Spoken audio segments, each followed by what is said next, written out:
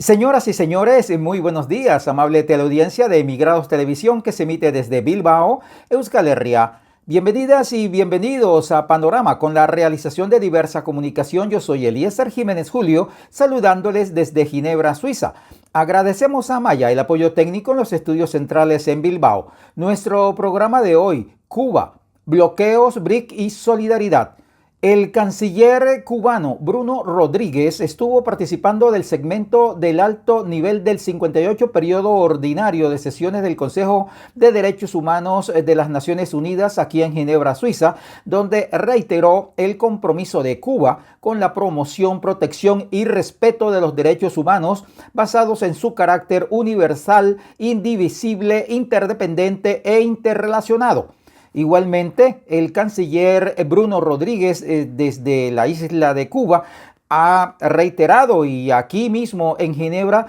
ha aprovechado para reunirse con delegados y delegadas y personalidades de diferentes organizaciones sociales políticas de Suiza, donde explicó la situación actual del criminal bloqueo contra Cuba, el significado de pertenecer a los BRIC y la importancia de la solidaridad del mundo para los cubanos. Panorama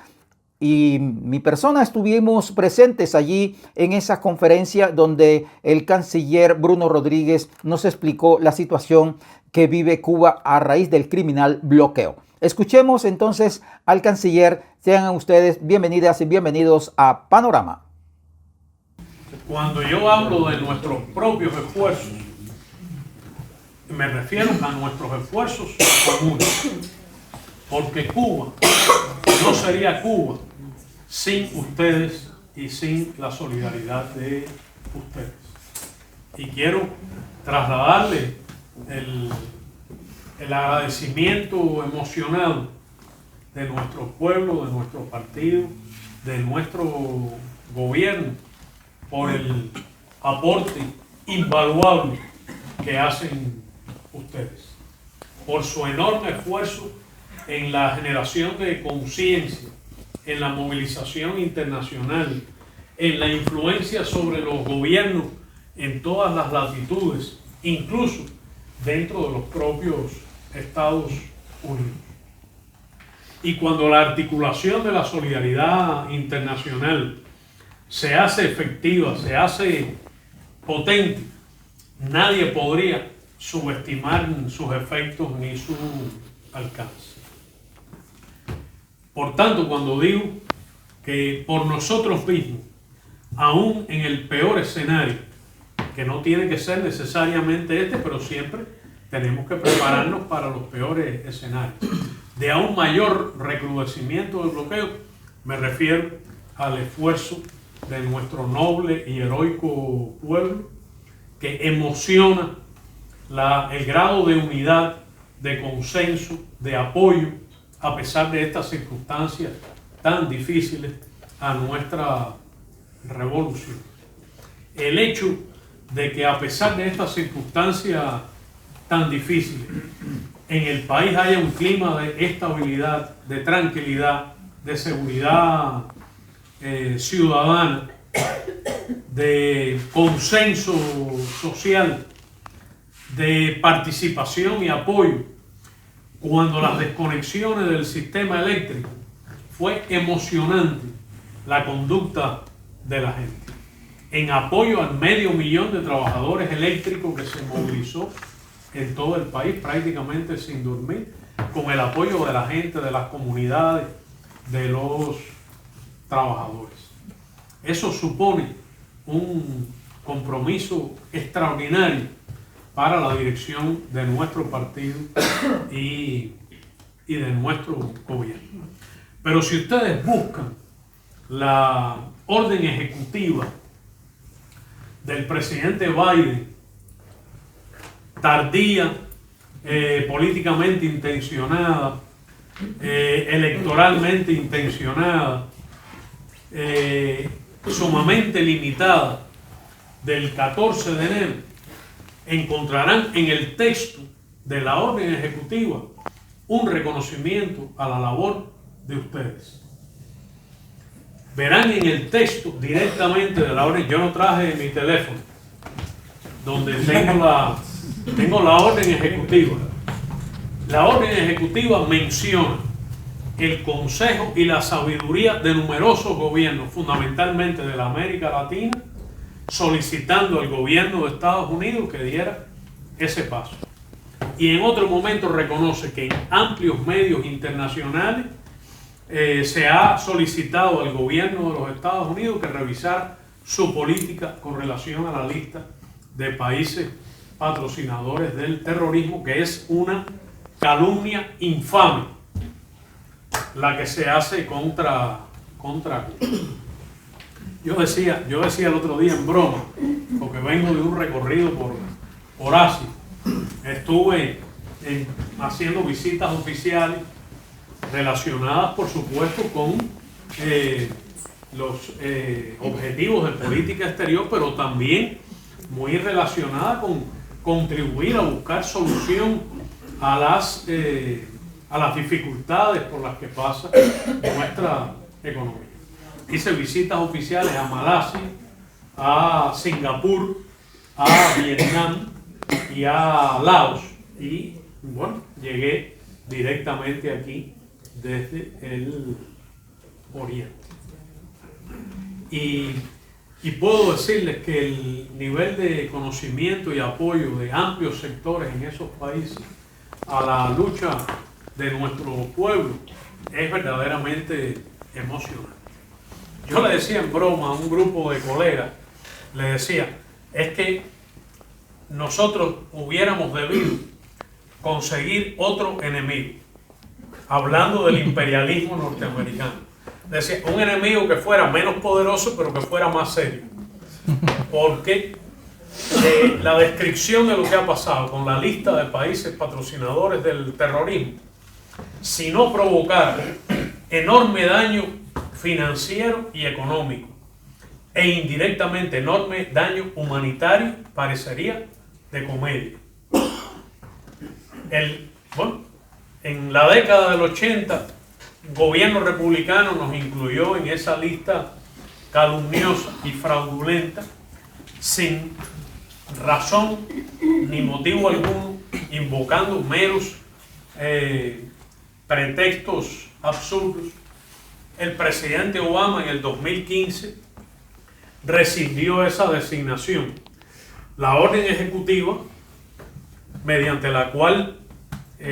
Obama rescindió esa designación dice, habiendo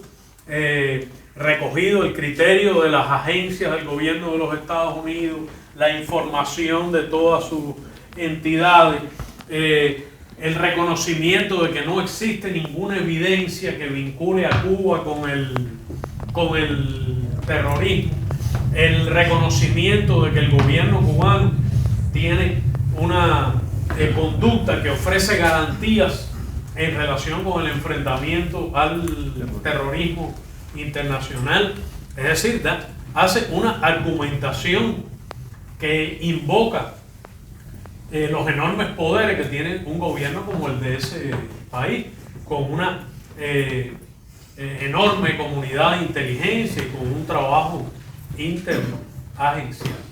Es decir, no es que el presidente dice, en uso de mis facultades cambio tal cosa, sino que es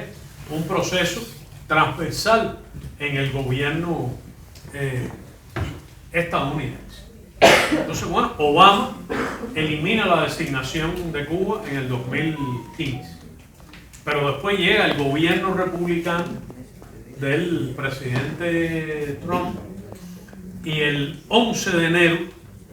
del 2021, ¿verdad? ¿La lista de Obama? No, la de Obama no, la de Trump.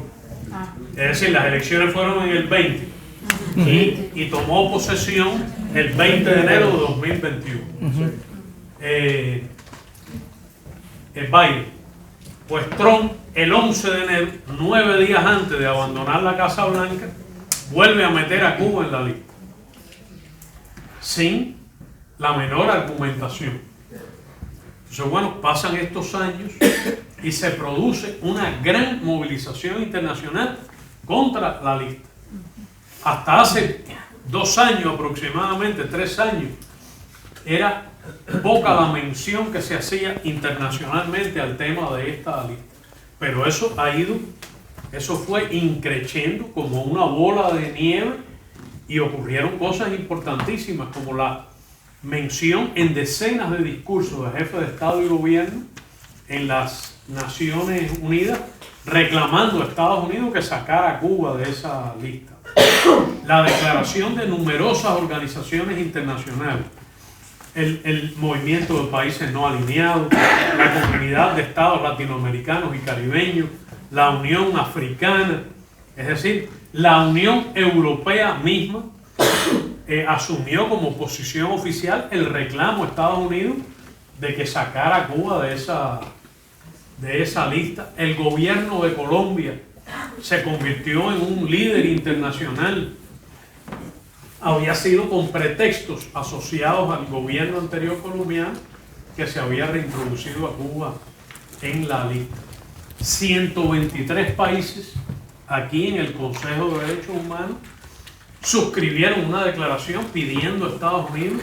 que sacara a Cuba de la lista. Es decir, un movimiento internacional poderoso que tuvo también ramificaciones dentro de los Estados Unidos. Decenas de congresistas hicieron lo mismo. Amplios sectores de la sociedad estadounidense y de los cubanos residentes en Estados Unidos lo reclamaron igual. Y entonces Biden, que siguió una política totalmente inercial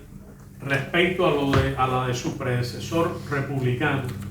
y que no introdujo cambios favorables en relación con Cuba, a pesar de sus compromisos anteriores en este tema y de la plataforma electoral con la que fue elegido, rompió el récord de Trump. Trump nos metió en la lista 9 días antes de irse de la Casa Blanca. Y Biden nos sacó de la lista 6 días antes de irse de la Casa Blanca. Bueno, este fue un récord poco tangible, pero bueno, por lo menos en la dirección correcta. La mala noticia es que Trump en su primer día en la Casa Blanca volvió a meter a Cuba en la lista de países terroristas. Yo no he leído, no se ha publicado la orden ejecutiva de Trump, porque yo estaría encantado de poder comparar la orden de Obama con la orden anterior de Trump, con la orden de Biden, con la nueva orden de Trump, a ver qué van a decir, ¿no? Porque no puede ser que toda la comunidad de inteligencia y todo el gobierno norteamericano el 14 de enero haya declarado que no hay ninguna razón para tener a Cuba en esa lista y que 6 días después las mismas agencias, las mismas estructuras, el mismo Estado pueda argumentar y presentar evidencia de lo contrario. Yo decía, bueno, esto no va a tener un efecto económico. Sabíamos que esto podía ocurrir. De hecho, en la declaración en que hicimos consideraciones sobre la decisión de Biden, hay un párrafo ya que anticipa que era probable la reversión de esa medida. Pero lo que no es reversible es la acumulación política, la acumulación solidaria en el descrédito absoluto de esa lista. Yo decía, esa lista no existirá más en términos éticos, en términos políticos, porque está claro, este relajo, decía yo, que es una palabra muy cubana, no muy apropiada para diplomáticos. Yo decía, esto en Cuba le dirían un relajo con la lista, lo que demuestra es que esos mecanismos del gobierno de Estados Unidos son única y meramente instrumentos de coerción política, que no tienen nada que ver con las causas y los propósitos con que se invocan, que provocan descrédito y aislamiento extremo al gobierno de Estados Unidos y que dañan gravemente también los esfuerzos internacionales en el enfrentamiento a flagelos como el del terrorismo. Y sobre los BRICS, bueno, se ha producido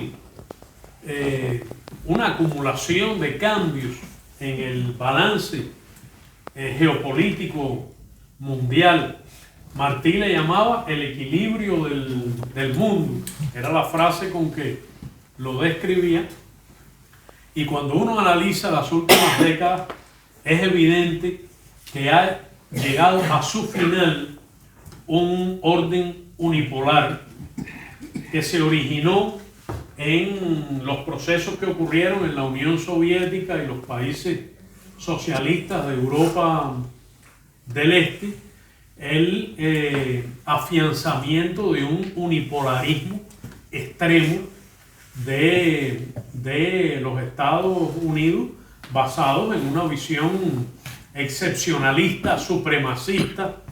esencialmente discriminatoria y racista,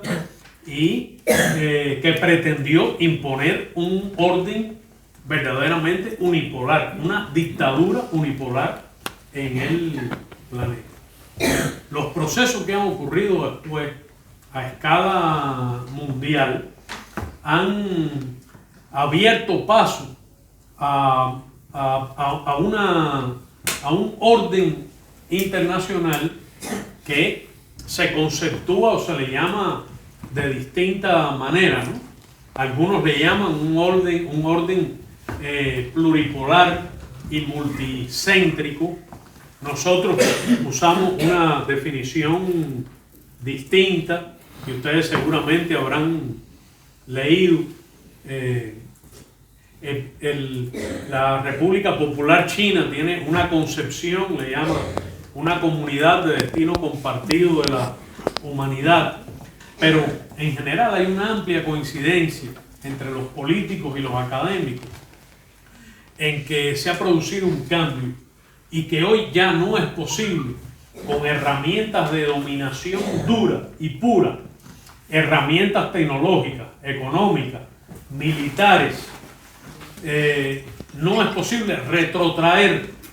el avance hacia el multilateralismo, hacia un orden más democrático, por lo menos multipolar, para reducirlo otra vez a un mundo unipolar. Y que de la única manera que podría provocarse ese retroceso histórico, que sería gravísimo, es mediante guerras y conflictos que amenazarían incluso, ante el peligro de que se tornaran nucleares, la existencia misma de la humanidad. Y en ese proceso, que es contradictorio, que es complejo, que es complicado, que muestra avances y muestra retrocesos, emerge el grupo BRICS, a nuestro juicio, como una esperanza, porque es un grupo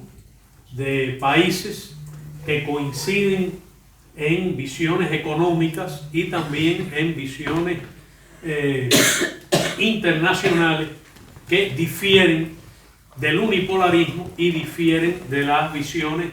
imperialistas estadounidenses o europeas. Y por tanto es una agrupación de países sobre una estructura y una plataforma fundamentalmente económica que abre oportunidades a los países del sur, que se propone hacer avanzar el diálogo y la cooperación internacional, que se propone fórmulas de beneficio mutuo, que plantea opciones incluyentes para los países del sur, que no se pronuncia por fórmulas expoliadoras, que asume posiciones progresistas con relación, por ejemplo, a elementos como la deuda externa, aunque claro, toman en cuenta también intereses nacionales de unos países u otros, o se pronuncia sobre iniciativas globales que son de beneficio colectivo de la humanidad, pero que también responden a intereses legítimos del sur, o que se opone, por ejemplo, a la dictadura del dólar estadounidense y pretende una canasta de monedas que permita hacer avanzar intereses legítimos en condiciones distintas a las impuestas por las instituciones de Bretton Woods y una arquitectura financiera que debería ser demolida. En BRICS no se utiliza un lenguaje tan descarnado, pero se reconoce que son problemas que hay que resolver y que la arquitectura financiera requiere, por ejemplo, una reforma profunda. Y se tejen también alianzas económicas.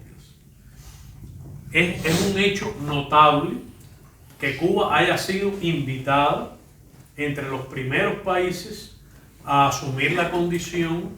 de país asociado de BRICS. Fue un hecho realmente muy positivo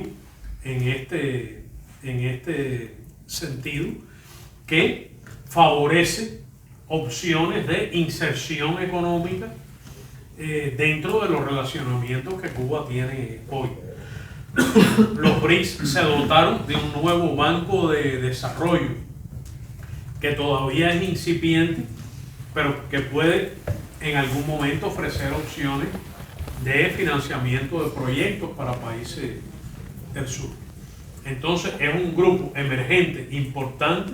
con peso ya en la economía mundial, con una visión democrática, con peso desde el componente del sur en su composición, y que no va a incluir soluciones mágicas para Cuba. Es decir, esto no quiere decir que Cuba vaya a empezar de repente a recibir grandes créditos o líneas de financiamiento, grandes proyectos de BRICS, pero contribuye notablemente al esfuerzo que estamos haciendo y abre una esperanza cierta. El sistema de organizaciones internacionales, en cuyo centro está la Organización de Naciones Unidas, demuestra una notable falta de eficacia. El ejemplo más claro es el genocidio contra el pueblo palestino, la parálisis del Consejo de Seguridad de Naciones Unidas, el hecho de que la Asamblea General de Naciones Unidas ha tenido pronunciamientos sólidos en favor del ejercicio de los derechos inalienables del pueblo palestino y de la solución de dos estados, pero que no ha podido sobreponerse a la usurpación de funciones de la Asamblea General por el Consejo de Seguridad, o no ha encontrado las condiciones para votar y hacer prevalecer la voluntad abrumadoramente mayoritaria de la comunidad internacional, por ejemplo, en un hecho de tanta importancia como el de la plena membresía de Palestina a la Organización de Naciones Unidas, a la Asamblea General de Naciones Unidas. No hay, a mi juicio, duda en que la Asamblea General de Naciones Unidas, que es el órgano verdaderamente democrático, representativo, de participación universal, en el que no hay derecho de veto, en el que cada estado tiene un voto, aunque no está exenta de los balances de poder, de la capacidad de presión del imperialismo, de la influencia a veces oculta de las agendas de países industrializados a través de herramientas diversas, como pueden ser los aportes financieros a la organización, o los aportes de medios o fuerzas para las operaciones de mantenimiento de la paz, o la presencia en los aparatos profesionales o secretariales de los fondos, programas y las propias Naciones Unidas. Pero la Carta de Naciones Unidas ha sido objeto de discusión. La opinión de nuestro país ha sido que, claro que la Carta merecería una revisión desde la modernidad, pero que habría que ser muy cuidadosos en el sentido de tener todas las garantías de preservar el balance positivo y todo lo mucho y bueno que tiene la actual Carta de las Naciones Unidas y en particular sus propósitos y principios. Porque no se podría desligar la manera, los documentos fundacionales o los procedimientos o la manera en que funciona una organización internacional de la dura realidad geopolítica. Entonces no podría dejar de verse estos delicados asuntos sin realismo político. Entonces hoy, por ejemplo, pretender escribir otra Carta de las Naciones Unidas podría generar desafíos para los países del sur que podrían ser muy peligrosos, porque el orden internacional actual podría reflejarse de una manera indeseada, podría incurrir en retrocesos históricos en relación con la manera en que se conceptúa la Organización de Naciones Unidas. Entonces, mi opinión es que las Naciones Unidas y en general las organizaciones internacionales requieren una reforma profunda, requieren reformas estructurales, es decir, reformas de verdadero alcance, pero al mismo tiempo requieren ser defendidas y preservadas de la acometida unilateralista, en particular en la inauguración de un gobierno republicano, supremacista, excepcionalista, que privilegia el uso de las medidas coercitivas, las amenazas y las herramientas de dominación económica, tecnológica y militar, o el empleo de las tarifas como armas políticas o económicas, o la visión represiva, xenófoba y racista de la migración y la ignorancia de las causas profundas de esta en el carácter excluyente del sistema internacional, o en la naturaleza irracional e insostenible de los patrones de producción y consumo del capitalismo. Entonces, nosotros sentimos, por un lado, la necesidad de proteger y defender a las Naciones Unidas de la acometida unilateralista y de la manipulación de estas, y de otra, la necesidad de reformarla profundamente. Y en ese sentido, hay núcleos de países, desde BRICS en un sentido, sobre todo en los ámbitos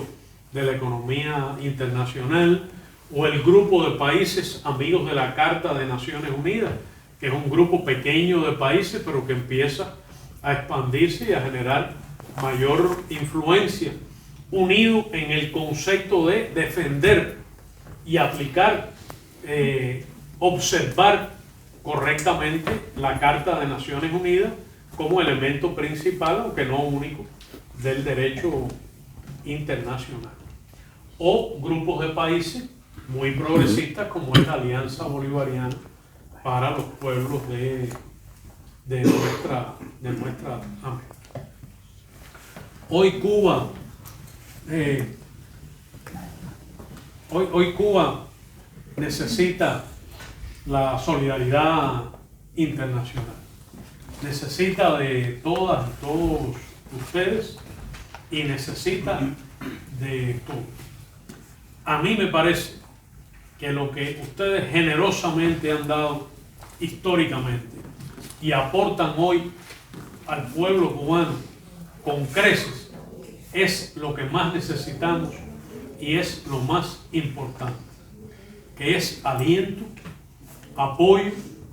compartir nuestra lucha, compartir nuestras esperanzas y compartir nuestras convicciones y certeza de que tendrá que abrirse paso un orden internacional mejor y de que un mundo mejor es alcanzable, pero que requerirá la lucha de todos. Entonces, en ese aporte, en ese compromiso afectivo de ustedes con nuestro pueblo, con nuestros niños, con la Revolución Cubana, a mí me parece que hay un elemento verdaderamente esencial. En segundo lugar, la movilización que ustedes logran a escala internacional y en sus propios países, aquí en Suiza, por ejemplo, es de un valor también inconmensurable. Es muy importante porque genera influencias positivas en los gobiernos, en los parlamentos, en todos los estratos de la sociedad. En tercer lugar, la capacidad de ustedes de establecer alianzas y articulaciones internacionales o establecer alianzas y articulaciones transversales en organizaciones de distintos signos políticos, de distinta visión ideológica, de diferentes objetivos, pero que concuerdan en la solidaridad y en el apoyo a Cuba, resulta también importantísimo. Y las donaciones que ustedes con tanto esfuerzo y tan generosamente hacen a nuestro pueblo tienen un efecto práctico realmente importante, porque estamos en una situación en que ayudar a una pequeña comunidad o impulsar un proyecto de desarrollo local o donar determinados medios o medicamentos a un hospital o a un consultorio de medicina